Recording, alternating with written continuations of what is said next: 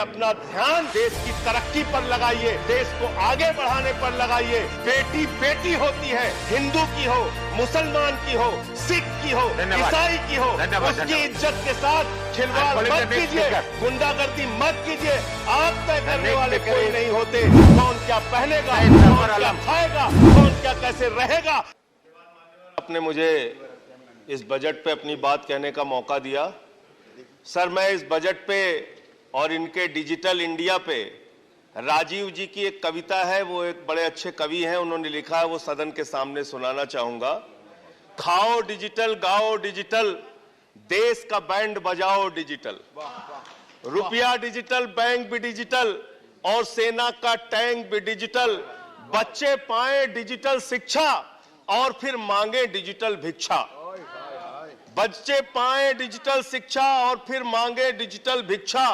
Digital doctor, digital गोली, digital Eid और digital Holi, digital सड़क पर डिजिटल कार, डिजिटल संसद और सरकार, डिजिटल खेत में करो किसानी, डिजिटल खाद और डिजिटल पानी, डिजिटल दूध और डिजिटल गाय, डिजिटल चीनी, डिजिटल चाय, भर के खाओ डिजिटल रोटी और फिर कर दो डिजिटल पोटी।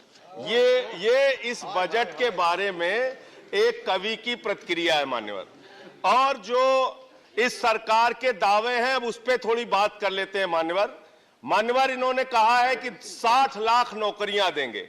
मैं पूछना चाहता हूं, आपने तो स्वयं स्वीकार कर लिया, पहले तो आप 2-2 करोड़ करके लोगों को मूर्ख बनाते रहे और अब आप खुद स्वीकार कर रहे हैं कि 2 करोड़ आपके बस की नहीं है। अब आप 60 लाख नौकरियां देने की बात कह रहे हैं। और आप नौकरियां कैसे दे रहे हैं नौजवानों को मान्यवर?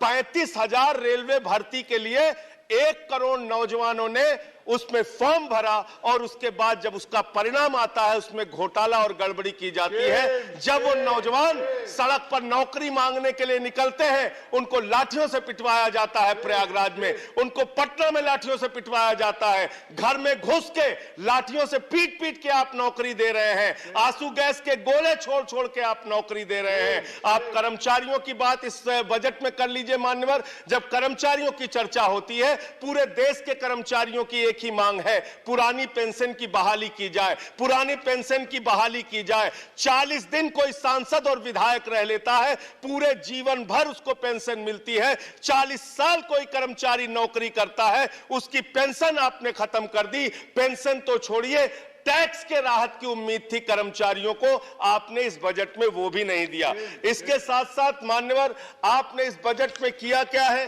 22 तक सबको घर देने की आपकी योजना थी, वो 22 तक घर देने की योजना भी पूरी तरीके से जमीन पर उतर के नहीं आई, वो भी फेल साबित हुई। जब आपसे पूछा जाता है सरकार की उपलब्धि क्या है, सरकार की आमदनी क्या है, आप सीना ठोक के कहते हैं अरे हमने तो आमदनी बढ़ा दी, देश का एयरपोर्ट बेच दिया। फिर आपसे पूछा जाता है कुछ आमदनी बढ़ी क्या सरकार की, कहते हैं हाँ बिल्कुल बढ़ा दी, Steel Authority of India Limited बेच दिया, कोल इंडिया बेच दिया, बीपीसीएल बेच दिया, एलआईसी बेच दिया, बैंक बेच दिया, पोर्ट बेच दिया, सब कुछ बेचने का काम किया। ये आपका मेक इन इंडिया है, ये आपका डिजिटल इंडिया है। मानवर, मैं खत्म कर रहा हूं मानवर। मैं मनरेगा की आप बड़ी पीठ थपथपाते हैं अपनी, मनरेगा की चर्चा बहुत होती है, मनरेगा का बजट आपने खत्म कर दिया, खाद की सब्सिडी आपने कम कर दी। इसका मतलब जो गरीबों को अन्न देने की योजना है वो भी योजना एकमात्र आपकी दिखावा है और मार्च के बाद गरीबों को अनाज हिंदुस्तान में मिलना बंद हो जाएगा। अंत में आपके माध्यम से एक ही सरकार से अनुरोध करना चाहूंगा कि अपना ध्यान देश की तरक्की पर लगाइए, देश को आगे बढ़ाने पर लगाइए। बेटी बेटी होती है, हिंदू की हो, मुसलमान की हो, सिख की हो, ईसाई की हो, उसकी इज्जत के साथ खिलवाड़ मत कीजिए, गुंडागर्दी मत कीजिए।